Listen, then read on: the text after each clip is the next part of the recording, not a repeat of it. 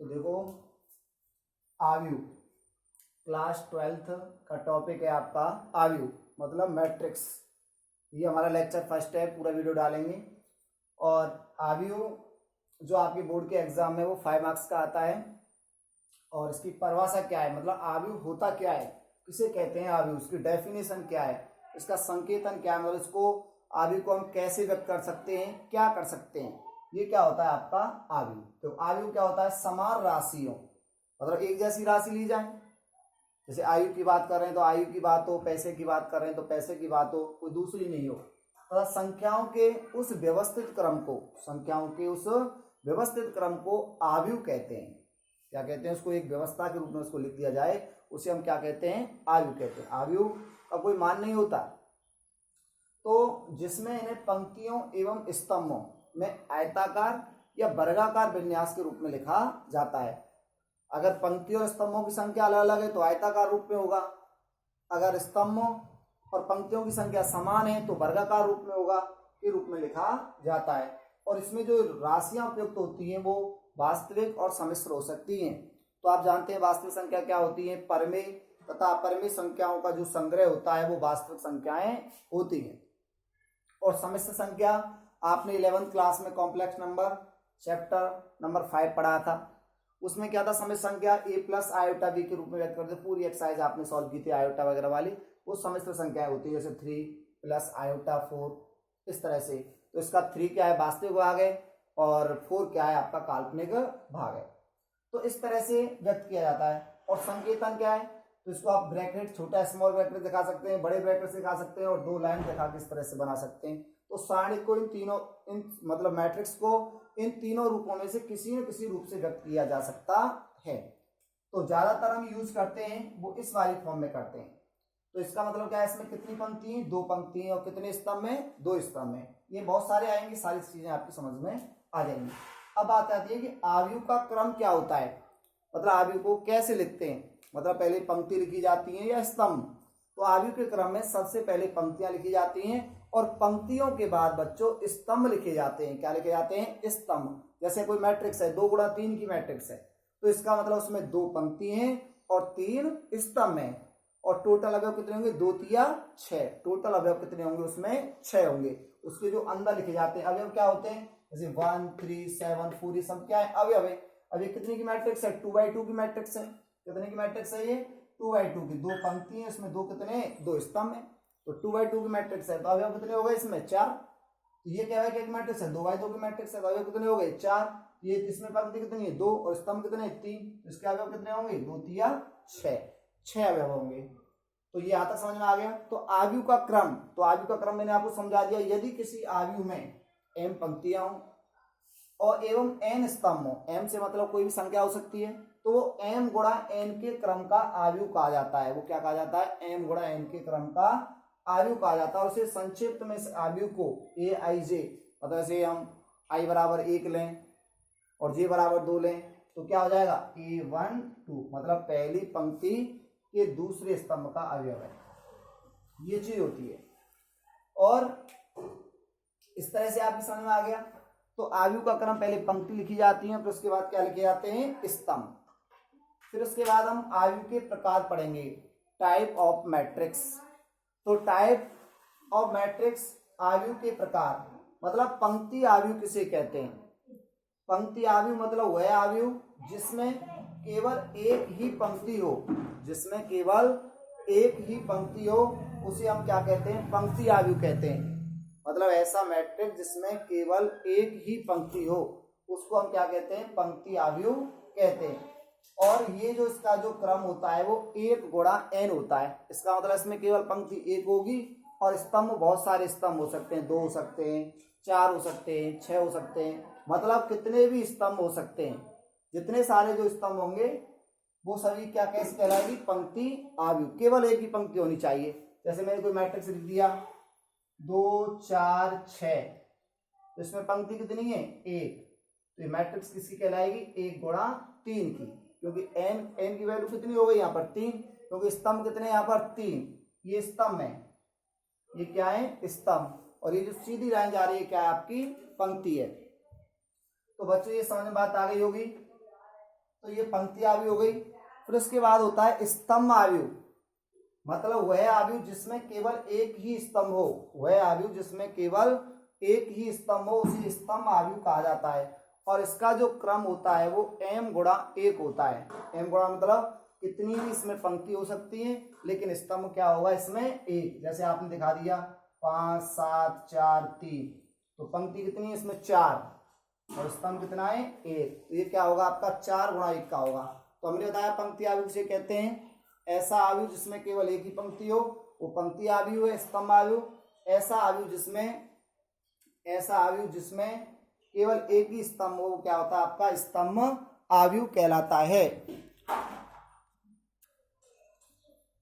ऐसा आव्यूह जिसमें पंक्तियों की संख्या केवल एक हो, मतलब वो तो पंक्ति आव्यूह कहलाता है। और स्तंभ आव्यूह जिसमें स्तंभों की संख्या केवल क्या हो एक हो। इसके बाद आता है शून्य आव्यूह।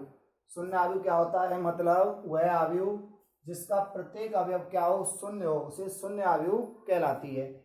और इसे सामान्यतः जीरो के बड़े अक्षर, मतलब जो बड़ा जीरो बना देते हैं उससे हम इसको क्या करते हैं व्यक्त करते हैं। जैसे हम मैट्रिक्स बना दें इस तरह की 0 0 0, ये किस क्रम की मैट्रिक्स है ये, इसमें कितनी पंक्ति है 2 और स्तंभ कितने 3, तो इसको हम क्या कहेंगे शून्य आव्यूह कहेंगे। क्या कहेंगे शून्य आव्यूह, जीरो या नल मैट्रिक्स। और भी एग्जांपल दे सकते हैं बहुत सारे, जैसे एक एग्जांपल ये दे दिया 0 0 0, ये 2/2 की जीरो मैट्रिक्स है। तो आपसे कह सकता है 2/2 की जीरो मैट्रिक्स बनाओ, तो इस तरह से आपको बनानी पड़ेगी। इसके बाद आता है आपका वर्ग आव्यूह, मतलब कि स्क्वायर मैट्रिक्स। तो ऐसा आव्यूह जिसमें पंक्तियों तथा स्तंभों की संख्या समान हो, ऐसा आव्यूह जिसमें पंक्ति तथा स्तंभों की संख्या कैसी हो समान हो, उसे हम क्या कहते हैं वर्ग आव्यूह कहते हैं। उसको हम क्या कहते हैं स्क्वायर मैट्रिक्स कहते हैं। आव्यूह जिसमें पंक्ति एवं स्तंभों की संख्या समान हो उसे वर्ग आव्यूह कहते हैं। एग्जाम्पल के लिए देखिए, एग्जाम्पल के लिए जैसे आपने बनाया 5 4 2 3, तो पंक्ति कितनी है इसमें 2, स्तंभ भी कितने हैं इसमें 2, ये कैसा आव्यूह कहलाएगा वर्ग आव्यूह। इसी तरह से ये बनाया आपने 5 4 3 6 7 8 3 4 5, तो इसमें कितनी पंक्ति है 3 और स्तंभ भी कितने हैं इसमें 3, तो ये कैसा मैट्रिक्स कहलाएगा वर्ग आव्यूह।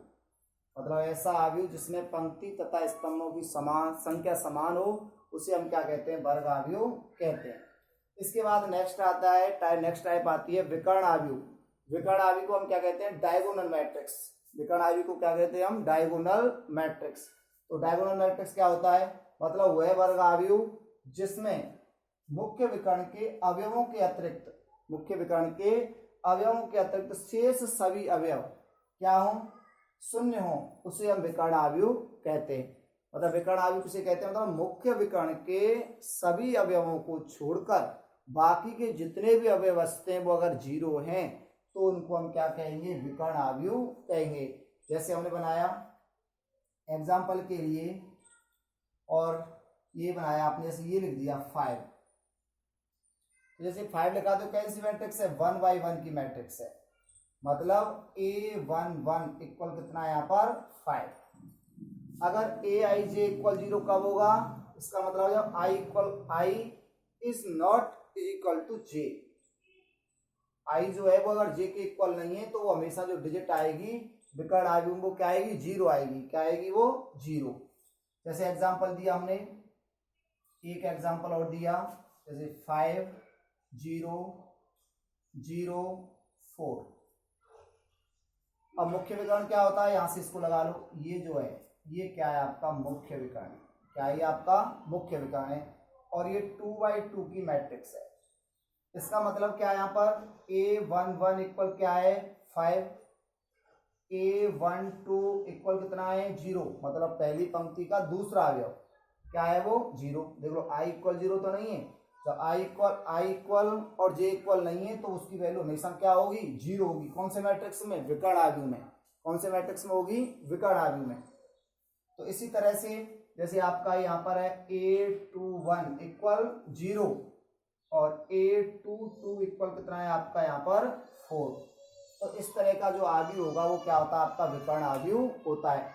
विकर्ण आव्यूह किसे कहते हैं, वह वर्ग आव्यूह जिसमें मुख्य विकर्ण के सभी अवयव क्या हों, उसमें मुख्य विकर्ण के सभी अवयव क्या हों, 0 हों, तो उसको हम क्या कहते हैं, विकर्ण आव्यूह कहते हैं। तो सबसे पहले हमने आपको क्या बताया था, पंक्ति आव्यूह, ऐसा आव्यूह जिसमें केवल एक ही पंक्ति हो उसे पंक्ति आव्यूह कहते हैं। उसके बाद क्या बताया, स्तंभ आव्यूह, ऐसा आव्यूह जिसमें केवल एक ही स्तंभ हो उसे स्तंभ आव्यूह कहते हैं। फिर बताया था आपको क्या, शून्य आव्यूह, ऐसा आव्यूह जिसमें प्रत्येक अवयव क्या हो, 0 हो, उसको हम क्या कहते हैं, शून्य आव्यूह कहते हैं। फिर उसके बाद क्या बताया था, स्क्वायर मैट्रिक्स, वर्गाकार मैट्रिक्स, मतलब ऐसा आव्यूह जिसमें पंक्ति तथा स्तंभों की संख्या कैसी हो, समान हो, उसको हम क्या कहते हैं, वर्गाकार मैट्रिक्स कहते हैं। और उसके बाद आपको बताया था विकर्ण आव्यूह, मतलब मुख्य विकर्ण के अगर सभी अवयव कैसे हैं, 0 नहीं है, तो उसको हम क्या कहते हैं, विकर्ण आव्यूह कहते हैं। इसके बाद अगला आव्यूह है आपका अदिश आव्यूह। अदिश आव्यूह, अदिश आव्यूह को हम क्या कहते हैं, स्केलर मैट्रिक्स कहते हैं। क्या कहते हैं इसको, स्केलर मैट्रिक्स। तो स्केलर मैट्रिक्स क्या होता है, वह विकर्ण आव्यूह जिसमें मुख्य विकर्ण के सभी अवयव कैसे हों, समान हों। वह विकर्ण आव्यूह जिसमें मुख्य विकर्ण के सभी अवयव कैसे हों, समान हों। इसकी परिभाषा होगी, वह विकर्ण आव्यूह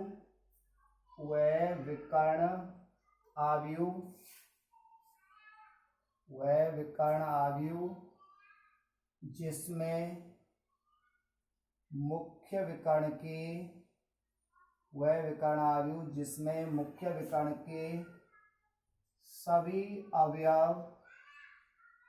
विकर्ण के सभी अवयव समान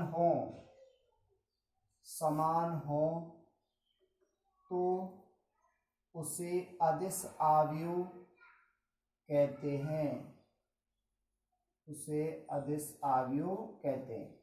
एग्जाम्पल के लिए, जैसे आप एग्जाम्पल लेते हैं, कैसा आव्यूह का एग्जाम्पल लेना है, जिसमें मुख्य विकर्ण के सभी अवयव कैसे हों, समान हो। जैसे आपने लिखा 5 0 0 0, इसमें आ गया ना कि वह विकर्ण आव्यूह, तो विकर्ण आव्यूह तो आएगा, विकर्ण आव्यूह की कंडीशन भी कंप्लीट करेगा, तो 0 0 तो आएगा ही आएगा। फिर यहाँ आ गया आपका 0, फिर यहाँ क्या आएगा 5 0 0, फिर 0 फिर 0, यहाँ क्या आ जाएगा आपका 5, फिर ये 0 0 0 और ये क्या आ जाएगा आपका 5।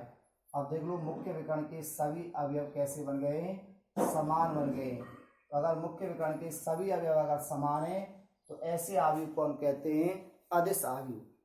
तो अगर हम इस बात को कह दें कि प्रत्येक विकर्ण आव्यूह अदिश आव्यूह होता है, तो ये बात कैसी होगी, सही। लेकिन हम ये नहीं कह सकते कि प्रत्येक अदिश आव्यूह विकर्ण आव्यूह होता है।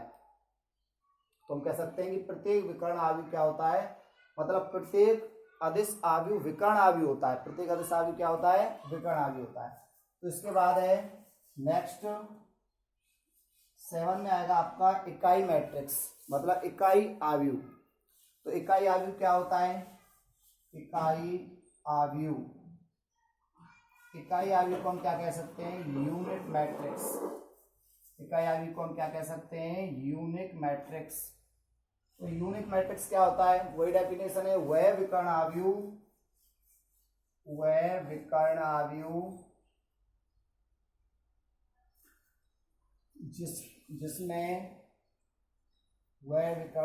जिसमें मुख्य विकर्ण के सभी